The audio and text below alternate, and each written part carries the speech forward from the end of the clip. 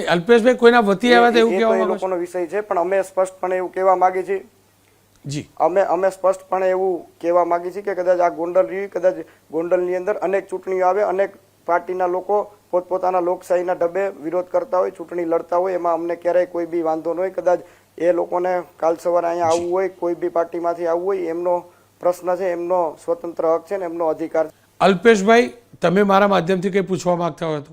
કોઈ અલ્પેશભાઈ, આ વિવાદનો અંત શું?